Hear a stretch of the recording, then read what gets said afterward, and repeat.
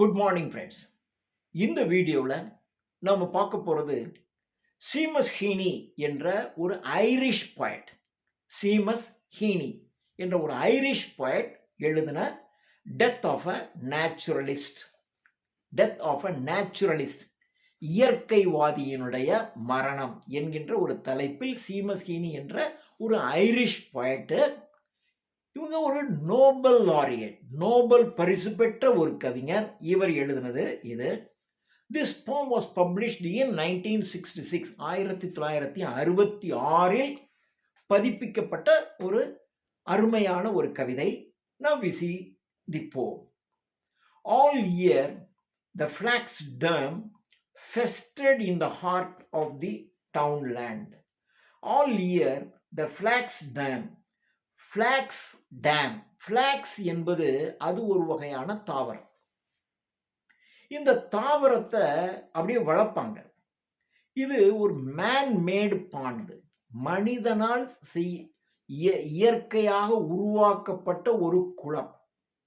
அந்த குளத்துல இவங்க என்ன பண்ணுவாங்கன்னா, இந்த ஃப்ளாக்ஸுங்கிற ஒரு தாவரம் இருக்கும். இந்த ஃப்ளாக்ஸுங்கிற தாவரத்தை நன்றாக வளர்ந்த உடனே இதை கொண்டு போய் அதில் போட்டுருவாங்க. அந்த ஃப்ளாக்ஸ் டேம் என்ற மனிதன் உருவாக்கின அந்த குளம் இருக்கு இல்லையா, அந்த குளத்துக்குள்ள கொண்டு போய் போட்டுரும். குளத்துக்குள்ள போட்ட உடனே அதை அப்படியே ஊறி அதிலிருந்து ஒரு நார் ஒன்று கிடைக்கும். அதுக்கு தான் லினன்னு பேர். இந்த லினன் என்கின்ற ஒரு இயற்கையான ஒரு நூல் இலை கிடைக்கும் ஆடை தயாரிப்பதற்காக. அதுக்காக அவங்க என்ன பண்ணுவாங்கன்னா, ஒரு பாண்ட், ஒரு பெரிய குளத்தை செஞ்சு இந்த ஃப்ளாக்ஸ் என்கிற ஃப்ளாக்ஸ், FLAX, ஃப்ளாக்ஸுங்கிற இந்த செடியை கொண்டு போய் போடுவாங்க. அதுதாங்க தான் all year the flax dam. அதனால இந்த டேமுக்கே பேர், அந்த குளத்துக்கே பேர் ஃப்ளாக்ஸ் டேம்னு பேர். ஃபெஸ்டட் இன் த ஹார்ட். ஃபெஸ்டட், ஃபெஸ்டட்னா அப்படியே ஒரு பிகம் மோர் அன்பிளசன்ட், அப்படியே ஃபெஸ்டரிங் ஆயிடுச்சு. அப்படியே ஊறி ஊறி ஊறி ஊறி ஒரு இனிமையற்று, அதை மேலே பார்த்தீங்கன்னாவே ஒரு மாதிரி அந்த குளத்தில் இது மிதக்கும், ஒரு மாதிரியான ஸ்மெல் அடிக்கும். அப்படிதான் அடிக்கும். அந்த flax dam festered in the heart of the townland. அந்த நகரத்தினுடைய மையப்பகுதியிலே இருக்கக்கூடிய அந்த செயற்கையாக உருவாக்கப்பட்ட அந்த டேமில் ஃப்ளாக்ஸினுடைய செடிகளை போட்டு அப்படியே ஊற வச்சுருவாங்க. அது அது நகரத்துக்கு மத்தியில் இருக்கிறதுனால ஒரு மாதிரியான ஒரு அருவருப்பான சூழ்நிலையும் ஒரு அருவருப்பான நாற்றத்தையும் அது உருவாக்கி கொண்டே இருக்கும். Green and heavy headed flax, பசுமையாக இருக்கக்கூடிய, அது பச்சை பசேல்னு இருக்கும் அந்த ஃப்ளாக்ஸ் செடி. அண்ட் ஹெவி, கொஞ்சம் ஹெவியாகவும் இருக்கும். அது ஹேட் ராட்டட், அப்படியே அங்கே அழுகி போயிடும். அந்த தண்ணிக்குள்ளேயே அந்த செடியை போட்டோன்னே அப்படியே அழுகி போயிடும். ராட்டட் தேர், அங்கேயே அழுகி போயிடும். அப்போது தண்ணிக்குள்ளேயே இருக்கிறதுனால தண்ணியை உறிஞ்சி உறிஞ்சி உறிஞ்சி வெய்டு டவுன், அப்படியே அது கீழே அப்படியே தண்ணிக்குள்ளே அப்படியே அமிழும். By huge சாடு. சாடுனா மண்ணாங்கட்டின்னு பேர். சாட், SOD, சாடுனா மண்ணாங்கட்டி. அப்படியே கொஞ்சம் கொஞ்சமாவது வெயிட்டில் அப்படியே மூழ்கி மண்ணோடு மண்ணாக அப்படி கீழே இருக்கும். Daily its welded. தினசரி என்ன இருக்குன்னா, அந்த இடம், அதாவது நீங்கள் அங்கே போனீங்கன்னு வச்சிங்களேன், நீங்கள் ஏதாவது தண்ணிக்குள்ளே அப்படியே ஒன்று போட்டிருக்கீங்க, ஏதாவது தண்ணிக்குள்ளே ஒரு மாதிரி தாவரங்கள் நீண்ட நாட்கள் அதுக்குள்ளேயே கிடக்குது. அதை ஒரு குச்சியை விட்டு கிளறுனீங்கன்னு வச்சிங்களேன், அந்த இடத்துல ஒரு மாதிரி அனல் அடிக்கும், பார்த்துருக்கீங்களா? ஏன்னா அது உள்ளுக்குள்ளே இருக்குது. அப்படி வெளியில் வந்த உடனே அது ஒரு விதமான கேஸ் வெளியே வரும். அந்த இடமே ஒரு மாதிரி ஹாட்டாக இருக்கும். அதை தான் இவன் சொல்கிறான். Daily its welted in the punishing sun. அப்படியே தினசரி அந்த சூரியனுடைய ஒளிக்கதிர்கள் அதன் மீது படுது. அந்த அதிகமான வெப்பமும் அதே சமயம் தண்ணிக்குள்ளே இருக்குது. அப்படியே அது அழுகி போகுது. பபிள்ஸ் காகிள்டு டெலிகேட்லி. அப்போ அது உள்ளுக்குள்ளே போக போக போக அதிலிருந்து வெளிவரக்கூடிய அந்த ஒரு காற்று அப்படி பபிள்ஸ் மாதிரி வெளியே வரும். பபிள்ஸ் காகிள்டு டெலிகேட்லி. காகிள் அப்படின்னா வாய்க்குள்ளே தண்ணியை ஊற்றிக்கிட்டு அப்படி பண்ணுறோம்ல, தட் இஸ் கால்டு காக்லிங்னு பேர். வாய் கொப்பளிக்கும் போது பல் விளக்கிட்டு வாயில் தண்ணி ஊற்றிக்கிட்டு, தட் இஸ் கால், அதுதான் காக்லிங்னு பேர். இந்த பபிள்ஸ் அப்படி வெளியே வரும்போது பார்த்தீங்கன்னா ஒரு காக்லிங் சவுண்டோடு அப்படி வெளியே வருது, டெலிகேட்லி மென்மையாக வெளியே வருது. ப்ளூ பாட்டில்ஸ்ங்கிறது இட் இஸ் அ ப்ளூ பாட்டில்ங்கிறது அது ஒரு டைப் ஆஃப் ஃப்ளை. அது ஒரு வகையான ஒரு ஒரு மிக பெரிய அளவுக்கு ஒரு ஃப்ளை ஒரு ஒரு அந்த இனத்தை சார்ந்த ஒன்றுன்னு வச்சுங்களேன். ஈயல், வண்டு அந்த இனத்தை சார்ந்தது. ஒரு large buzzing fly. The blue bottles wore a strong gauze of sound around the smell. Strong gauze of sound around the smell. இப்போ பாருங்க, strong S, sound S இல்லையா? அப்போ alliteration. ஓகே. ஓவ்னா வீவ், ஓவன். வீவ்னா பின்னுறது, ஓவுங்கிறது அதனுடைய past tense. a strong gauze of sound around the smell. அந்த ஸ்மெல்லை சுற்றிடும் அப்படியே ஒரு strong gauze of sound around the smell. அந்த ஸ்மெல்லை சுற்றிலும் பார்த்தீங்கன்னா ஒரு விதமான ஸ்ட்ராங்கான துர்நாற்றம் வீசிக்கொண்டே இருக்கும். தேர் வேர் டிராகன் ஃப்ளைஸ், அங்கே டிராகன் ஃப்ளை இருக்கு. ஸ்பாட்டட் பட்டர்ஃப்ளைஸ் அங்கே இருக்கு. But best of all was the warm thick slobber. Slobber அப்படின்னா வாயிலிருந்து அந்த எச்சி ஒழுகுது இல்லையா, அதுக்கு தான் ஸ்லாபர்னு பேர். வாயிலிருந்து அப்படியே எச்சி ஒழுகும். சிலர் அப்படியே தூங்கிக்கிட்டே இருக்கும்போது பார்த்தீங்கன்னா அப்படியே எச்சி ஒழுகும். That is called slobber. அங்கே பட்டர்ஃப்ளைஸ் இருக்கு. ஆனால் எல்லாத்தையும் தாண்டி the warm thick slobber of frogspawn. Frogspawn அப்படின்னா ஃப்ராக் எக்ஸ்ன்னு அர்த்தம். தவளையினுடைய முட்டைகள். தவளையினுடைய முட்டை பார்த்தீங்கன்னா அப்படியே எச்சில் இப்படி வழிஞ்சு எப்படி இருக்குமோ அது மாதிரி தான் இருக்கும். தவளை வந்து ஒரே சமயத்தில் ஒரு 300-400 முட்டையிடும். அந்த முட்டை பார்த்தீங்கன்னா ஒரு அப்படி சளிக்குள்ளே சிக்கிக்கிட்டு இருக்க மாதிரி இருக்கும். அது எச்சிக்குள்ளே சிக்கிக்கிட்டு இருக்க மாதிரி இருக்கும். அதுதான் சொல்லலாம். Slobber of frog spawns that grew like clotted water in the shade of the banks. In the shade of the banks. Bankனா கரை. அந்த கரையில் இருக்கக்கூடிய மரத்தின் நிழலிலே இருக்கக்கூடிய இதில் அந்த வாட்டர்ல இருந்து ஃப்ராக் எக்ஸ் வருது. அந்த ஃப்ராக் எக்ஸ் அப்படியே ஒரு வாயிலிருந்து நுழையிற எச்சி வழிஞ்ச மாதிரி அந்த இடத்துல அப்படியே இருக்கு. I would fill jam potfuls of the jellied specks to range on window sills at home. இப்போ நான் என்ன பண்ணுறேன்னா அந்த ஃப்ராக் எக்ஸ் இருக்கு இல்லையா, அதை சேகரிச்சுட்டு போய் எதில் ஜாம் பாட், ஒரு ஜாம் வைத்திருக்கக்கூடிய அந்த பாட்டில் கொண்டு போய் நான் அதை போட்டு வச்சிருவேன். ஆஃப் தி ஜெல்லீடு, அது ஜெல்லி மாதிரி இருக்கும். நான் அந்த சலைவா அதில் அப்படியே எக் இருக்கும். அது ஒரு ஜெல்லி மாதிரி அப்படியே எடுத்துகிட்டு போய் ஒரு ஜாம் பாட்டில் வச்சுருவேன். Specs to range on window silks, அதாவது அந்த ஜன்னல் ஓரத்தில் ஒரு ஒரு சில் அப்படிங்கிறது ஒரு கபோர்டு. அந்த கபோர்டில் ஒரு தட்டு இருக்கு இல்லையா, அந்த தட்டுக்கு தான் சில்லுன்னு பேர். அந்த விண்டோ சில், அந்த விண்டோ கீழே இருக்கிற ஒரு தட்டில் மரத்தினாலோ அல்லது ஏதோ ஒரு பலகையினாலோ போடப்பட்ட அதில் நான் என்ன கொண்டு போயினா இதை கொண்டு போய் வச்சுருவேன். அங்கே கொண்டு போய் வச்சுருப்பேன். ஜாம் பாட்டில் வச்சுருப்பேன். அதாவது ஜாம் பாட்டில் வச்சு இங்கே கொண்டு போய் பத்திரமா வச்சுருவேன். த ஃபேட்டனிங் ஆன் ஷெல்ஃப்ஸ். அப்புறம் கொஞ்சத்தை பள்ளிக்கூடத்தில் எடுத்துகிட்டு போய் பள்ளிக்கூடத்தில் இருக்க ஷெல்ஃப்ஸில் வச்சுருக்கேன். அதாவது ஒரு ஜாம் பாட்டில் எடுத்து விண்டோ சில்ஸில் வச்சுருக்கேன். எதை? அந்த சலைவா மாதிரி இருக்கக்கூடிய ஃப்ராக்னுடைய எக்கை அங்கே வச்சுருக்கேன். கொஞ்சம் ஸ்கூலில் எடுத்துக்கொண்டே அங்கேயும் வச்சுருக்கேன். And wait and watch. அப்புறம் நான் வெயிட் பண்ணி எப்படா அந்த முட்டை பொரியப்படும் அப்படின்னு பார்த்துக்கிட்டே இருப்பேன். Wait and watch. The fattening dots burst. நீங்கள் அந்த எக்கு பார்த்தீங்கன்னா அது எப்படி இருக்குன்னா ஒரு பார்லி அரிசி மாதிரி இருக்குன்னு வச்சுக்கோங்களேன். பார்லி அரிசி மாதிரி இருக்கும். அதாவது சளி அதில் இப்படி பார்லி அரிசி இருக்க மாதிரி அப்படி இருக்கும். பார்லி அரிசி அளவுக்கு அந்த அளவுக்கு மொத்தமாக இருக்காது, அதை விட சின்னதாக அப்படி இருக்கும். கொஞ்சம் பல்ஜிங்காக இருக்கும். அதுக்கு நடுவில் பார்த்தீங்கன்னா ஒரு கருப்பாக ஒரு டாட் இருக்கும். அந்த டாட் எப்படா வெடித்து உள்ளே இருந்து டேட் போல் வெளியில் வரும்னு நான் பார்த்துக்கிட்டே இருப்பேன். அப்போ த ஃபேட்டனிங் டாட்ஸ் பர்ஸ்ட். அங்கே நல்ல குண்டாக இருக்கிற அந்த டாட் வெடித்து இன்டு நிம்பிள். நிம்பிள் அப்படின்னா அப்படி மெதுவா, அதாவது ஸ்மால் குயிக் மூமெண்ட்.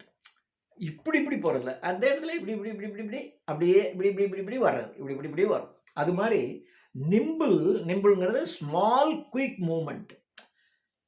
அதாவது ஸ்மால் மூமெண்ட். குயிக் மூமெண்ட் இப்படி வேகமா இல்லை, அந்த அந்த கொஞ்சம் ஸ்மால் ஆனால் குயிக்காக இப்படி இப்படி இப்படியே அந்த டேட்போல் வருது, வெளியில் வருது. அதை நான் வாட்ச் பண்ணிக்கிட்டே இருக்கேன். நிம்பிள் ஸ்விம்மிங் டேட்போல், நீந்துகின்ற அந்த டேட்போல்ஸ் இப்போ வெளியே வருது. Miss Waals. மிஸ் வால்ஸ்ங்கிறவங்க எங்களுடைய கிளாஸ் டீச்சர். அவங்க would tell us how the daddy frog was called a bullfrog.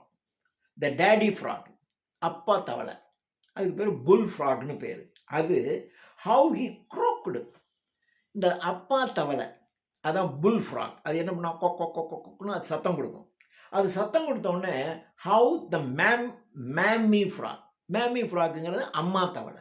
இந்த சத்தத்தை கேட்டு அம்மா தவளை வரும். லேய்டு ஹண்ட்ரட்ஸ் ஆஃப் லிட்டில் எக்ஸ். அது ரெண்டு சேர்ந்து நூற்றுக்கணக்கான முட்டைகளை இடும் என்று மிஸ் வால்ஸ் என்று எங்கள் டீச்சர் சொல்லி கொடுத்துருக்காங்க. And this was frogspawn. அந்த லிட்டில் எக்ஸ் தான் ஃப்ராக் ஸ்பான். அதைத்தான் தவளை முட்டைகள் என்று சொல்கிறோம். You could tell the weather by frogs. நீங்கள் தவளையை பார்த்து வெதரை பற்றி சொல்லலாம். இது கோடை காலமா, என்ன மாதிரி காலம், மழை காலமா, என்ன காலம் என்பதை தவளையை பார்த்து நீங்கள் சொல்ல முடியும். You could tell the weather by frogs too, for they were yellow in the sun. சூரியன் அதிகமாக இருக்கின்ற கோடை காலமாக இருந்தால் தவளை மஞ்சளா இருக்கும். And brown in rain. மழை காலமாக இருந்துச்சுன்னா தவளையெல்லாம் ப்ரௌனிஷாக இருக்கும். அப்போ அந்த தவளையினுடைய நிறத்தை வைத்தே நீங்கள் சொல்லலாம். இதுதான் ஒரு நேச்சுரலிஸ்ட், இயற்கையாக நடக்கிறதான் சொல்கிறோம். தென் ஒன் ஹாட் டே, ஒரு நாள் வெப்பம் மிகுந்த ஒரு நாளில், when fields were rank with the cow dung in the grass, the angry frogs invaded the flax dam. ஒரு நாள், ஒரு வெப்பம் மிகுந்த நாள், கோடை காலத்தில் ஒரு நாள், அங்கே fields were rank with cow dung. cow dungனா சாணம்னு அர்த்தம். அங்கே இருக்கக்கூடிய வயல்லாம் ஒரே சாணமாக போட்டு, அங்கே மாடு ஏதோ மேய்ஞ்சிட்டு இருக்கு, மாடு மேய்ஞ்சி எல்லாம் சாணம் போட்டுட்டு போயிடுச்சு. இந்த கிராஸ், அங்கே இருக்க புல் பகுதிகளில் பூரா சாணம் போயிடுச்சு. தி ஆங்க்ரி ஃப்ராக், இந்த கோபமான இந்த ஃப்ராக்ஸ். ஏன்னா அந்த ஃப்ராக்ஸ் ஃப்ராகை பொறுத்த வரைக்கும் இது ஆம்பிபியன்ஸ். அது நீர்லையும் வாழும், தரையிலும் வாழும். இப்போது தரையில் இருக்கக்கூடிய அந்த ஃப்ராக்ஸு அந்த புல் பூரா மாடு சாணத்தை போட்டு போயிடுச்சு. அது ஒரு இடத்துலேருந்து ஒரு இடத்துக்கு ஜம்ப் பண்ணால் நேராக போய் சாணத்தில் தான் விழுகிற மாதிரி இருக்குது. அப்போ இந்த தவளைகளுக்கெல்லாம் மிகவும் கோபம் வந்துருச்சு. கோபம் வந்த உடனே அதுங்க என்ன பண்ணுதுன்னா, then one hot day when fields were rank with cow dung in the grass, the angry frogs invaded the flax dam. ரொம்ப கோபமாக அந்த ஃப்ளாக்ஸ் டேமை நோக்கி இந்த தவளைகளெல்லாம் செல்லுகிறது. ஐ டக்டு த்ரூ ஹெட்ஜஸ். தவளையெல்லாம் அப்படி போகுது. ஆனால் நான் என்ன பண்ணுறேன்னா, அப்படியே கொஞ்சம் டக்குன்னா அப்படி கொஞ்சம் கொஞ்சமாக பின் வாங்குறது. அது போகுது முன்னாடி. ஆனால் நான் என்ன பண்ணுறேன்னா, ஐ டக்குடு த்ரூ ஹெட்ஜஸ். ஹெட்ஜஸ்னால் அந்த வேலி பகுதியில் கொஞ்சம் கொஞ்சமாக நான் பின்தங்கி அப்படியே அவாய்ட் பண்ணுறேன். அது போகிற மாதிரி போகாமல் நான் கொஞ்சம் அவாய்ட் பண்ணுறேன். To a coarse croaking that I had not heard. ஏன்னா இதுங்க சத்தம் இருக்கு பாருங்க, அது என்னால் கேட்கவே முடியல. ஒரே சத்தம் போட்டு எல்லாம் அந்த ஃப்ளாக்ஸ் டேமை நோக்கி போகுது. டு எ கோர்ஸ்னா கரடு முரணான, அதாவது ஒரு இனிமையான சப்தம் இல்லை, ஒரு coarse croaking that I had not heard before. இதுக்கு முன்னாடி நான் கேட்டதில்ல. அவ்வளோ கோபமாக கக்குன்னு சத்திக்கிட்டே எல்லாம் போகுது. The air was thick with a bass chorus. அந்த காற்றே இந்த சத்தத்தினால் நிறைந்து போய்விட்டது. வித் எ பாஸ், BASS பாஸ்னா ஒரு அடி, அதாவது ஒரு கரகரத்த கனத்த குரல்ல கோரஸ். அதாவது 10 பேர் சேர்ந்து கோரஸாக பண்ணால் எப்படி இருக்கும், அது மாதிரி எல்லா தவளையும் சேர்ந்து கத்திக்கிட்டே அங்கே போகுது. ரைட் டவுன் த டேம், அப்படியே டேமை நோக்கி போகுது. Gross bellied frogs. நல்ல அந்த ஒவ்வொரு தவளையும் நல்ல பெல்லி, அதனுடைய வயிறு நல்லா குண்டு குண்டா இருக்கு. வேர் காக்டு ஆன் சாடு. சாடுனா மண்ணாங்கட்டி. மண்ணாங்கட்டி மேல உட்காந்துக்கிட்டு கொக் கொக் கொக்குன்னு சத்தம் போட்டுக்கிட்டே போகுது. தேர் லூஸ் நெக்ஸ் பல்ஸ்ட் லைக் செயில்ஸ். அதனுடைய அது க்ரோக் சத்தம் போடும் பார்த்தீங்கன்னா, அதனுடைய கழுத்து பகுதி இருக்கு பாருங்க. அந்த கழுத்து பகுதியில ஒரு பை மாரி இருக்கும். அது அப்படியே அடிக்கடி இப்படியே வெளியில வந்து வந்து இப்படி போகும். அப்படி போகும். தேர் லூஸ் நெக்ஸு பல்ஸ்டு அப்படி பல்ஸ் ஆகுது. Like sail. செயில்னா பாய்மர கப்பல்ல கப்பல் இப்படி இருக்கு. கப்பல் இப்படி இருக்கும்போது, இப்படி காத்து வீசுதுன்னு வச்சுக்கோங்க. வீசுனோனே இப்படியே இந்த காற்று இத பிடிச்சு தள்ளும். தள்ளுனோனே இப்படி பல்ஜ் ஆகும் இல்லையா? அது மாதிரி பல்ஜ் ஆகுது. பல்ஜ் ஆகுது. அப்படி பல்ஜ் ஆகி அந்த தவளையினுடைய அந்த பை கழுத்துல இருக்கக்கூடிய அந்த பை அந்த மாதிரி இருக்கு. Their loose necks pulse like sails. Some hopped. சில தவளைகள் அப்படியே ஜம்ப் பண்ணுது. The slap and plop. The slap and plop. பிளாப்புங்கிறது அதாவது தண்ணிக்குள்ள நீங்க குதிக்கிறீங்க. தண்ணிக்குள்ள குதிக்கும் பார்த்தீங்கன்னா, ஒரு ஸ்பிளாஷ் அப்படியே தண்ணி வந்து செதறும். செதற சத்தம் கேட்கும். ஆனா இதே இது ஒரு தவளை தண்ணிக்குள்ள ஜம்ப் பண்ணுதுன்னு பார்த்தீங்களா, அது ஜம்ப் பண்ண சத்தமே கேட்காது. ஜம்ப் பண்ணி அது உள்ள போயிடும். ஆனா மனுஷன் குதிச்சான்னா, ஒரு பெரிய ஸ்பிளாஷ் ஆஃப் வாட்டர். நீர் எல்லா பக்கமும் சிதறி ஒரு பெரிய ஒலி எழுப்பும்.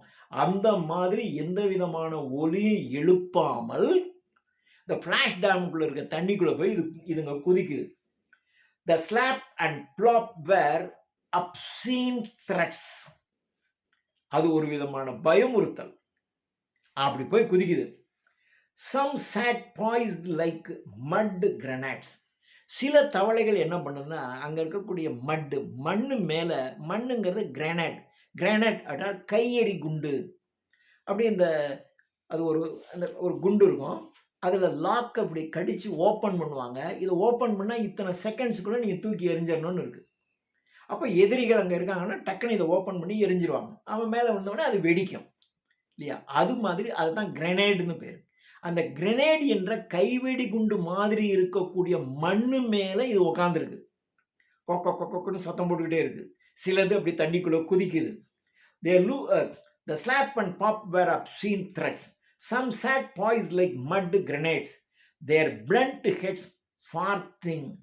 Farthing அப்படிங்கிறது ஒரு மாதிரியான ஒரு அப்சீன் வேர்டு.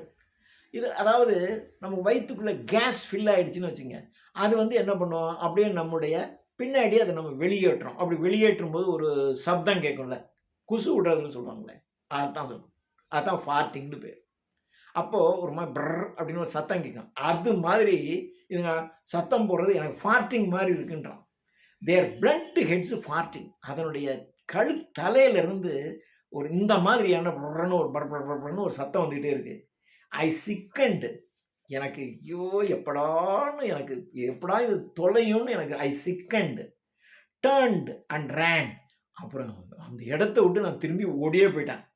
த கிரேட் ஸ்லைம் கிங். அந்த ஸ்லைம் அது முட்டையிடுறதுலேருந்து அதை பார்த்தீங்கன்னா ஒரு ஸ்லைமியாக தான் இருக்கும். நீங்கள் ஒரு தவளையை தொட்டிங்கன்னா பார்த்தீங்கன்னா கூட அதனுடைய உடம்பு பூரா வளவளன்னு தான் இருக்கும். அதுதான் சொல்கிறான் ஸ்லைம் கிங். இந்த மாதிரி வளவளா கொலகொலான்னு இருக்கக்கூடிய கிங், முட்டையிடுறதுலேருந்து இப்போ வரைக்கும் இருக்கக்கூடிய ஸ்லைம் கிங் ஆகிய நீ வேர் கேதர்டு தேர். அங்கே எல்லாம் ஒன்று கூடி இருக்கு ஃபார் வெஞ்சன்ஸ், பழிக்கு பழி வாங்குவதற்காக. And I knew that if I dipped my hand the sprouts would clutch it. இப்போ I dipped my hand. இப்போ நான் மாத்திரம் கையை அதுக்குள்ளே விட்டீங்கன்னு வச்சுக்க, இப்போ அந்த ஃபேக்ஸ் டேமுக்குள்ளே எல்லாம் உள்ளே போச்சு. நான் அதை கையை உள்ளே விட்டேன்னா என் கை பூரா பிசு பிசுன்னு அந்த கொழா என் கையில் ஒட்டிடும். அப்படி இருக்கு என்று சொல்லுகிறார். இது ஒரு நேச்சுரலிஸ்ட். அதாவது இயற்கையாக வெறும் ஒரு தவளையை வச்சுட்டு தான் சொல்கிறோம். இந்த தவளையை வச்சுக்கிட்டு இந்த தவளை இயற்கையில் எப்படியெல்லாம் இருக்குது, அது கொழகொழான்னு இருக்குது, அப்படி சத்தம் போடுது, இப்படி சத்தம் போடுது அப்படின்னு ஒரு இயற்கையை சொல்லிக்கிட்டு இருக்கான். இயற்கையோடு ஒன்றியது இந்த தவளை. இந்த தவளை இறந்து போகுது. இதில் ஒரு பின்னாடி ஒரு சயின்ஸ் இருக்குது. இப்ப முன்னாடிலாம் நான் சின்ன பையனா இருக்கும்போதெல்லாம் பார்த்தீங்கன்னா, சும்மா தெருவுல மழை தண்ணீர் வந்துச்சுன்னா கூட, அடுத்த நாள் போய் அந்த மழை தண்ணி தெருவுல எங்க தெருவுல நான் பார்த்துருக்கேன். மழை தண்ணி அப்படி தேங்கிரும். அப்படிலாம் பெருசாலாம் ரோடெல்லாம் போட்டுருக்க மாட்டாங்க. 2 நாள் கழிச்சு போய் பார்த்தீங்கன்னா, அதில ஒரு தவளை டேட்போல் அது நீந்திக்கிட்டு இருக்கும். நான் பார்த்துருக்கேன். ஆனா, இப்ப நீங்க எங்கேயாவது டேட்போல் பார்த்துருக்கீங்களா? எங்கேயுமே இருக்காது. ஏனென்றால், நாம துவைக்கிற சோப்புலருந்து, வாஷிங் மிஷின்ல போட்டுக்கிறதுலருந்து எல்லாம் கெமிக்கல்ஸ். இந்த கெமிக்கல்ஸ் வரும்போது, அந்த வாட்டர்ல இந்த டேட்போல்ஸ், ஃப்ராக் இருக்கிறது இல்ல. இப்ப அநேகமாக கிராமங்கள்ல எங்கேயாவது ரேரா தான் நம்ம ஃப்ராக பார்க்க முடியுது. அப்போ இந்த ஃப்ராக் என்பது இயற்கையோடு ஒன்றி இருக்கக்கூடிய ஒன்று.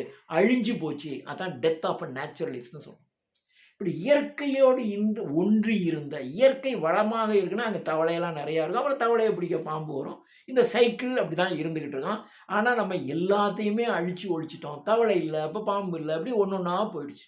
அப்போ அந்த கண்ணி கட் ஆயிடுது என்று சொல்லி ஒரு வருத்தத்தில் எழுதியிருக்கிறார். ரொம்ப ஒரு தவளை. வேற ஒண்ணும் இல்ல. தவளை தான். அந்த தவளை எப்படிலாம் இருந்துச்சு தெரியுமா? இப்ப அந்த தவளையே எங்க இருக்கு? தவளை எங்க இருக்கு? நீங்க எங்கேயாவது தவளைய ரோட்ல இல்ல தெருவுல நீங்க பார்த்துருக்கீங்களா? நான் ரோட்ல, தெருவுலலாம் பார்த்துருக்கேன். எல்லா இடத்துலயும் ஜம்ப் பண்ணி போயிட்டே இருக்கும். அப்படி இல்லாமல் அழிந்து போய் விட்டது. நாம இப்போ கெமிக்கல்ஸ தான் யூஸ் பண்ணிட்டு இருக்கோம். இப்படி யூஸ் பண்ணி இயற்கையில் இருக்கக்கூடிய இந்த சின்ன சின்னவைகள்லாம், இந்த தட்டம், இவன் சொல்ற எல்லாமே முன்னாடிலாம் சும்மா வீட்ட விட்டு வெளிய வந்து வாசல்ல உட்கார்ந்தீங்கன்னா, அவ்வளவும் இந்த பக்கம் தெரியும். ஆனா, இப்ப எதையுமே நீங்க பார்க்க முடியாது. அப்படி போய்விட்டது என்று ஒரு டெத் ஆஃப் அ நேச்சுரலிஸ்ட் என்று சீமஸ் ஹேனி எழுதியிருக்கக்கூடிய பாடல்.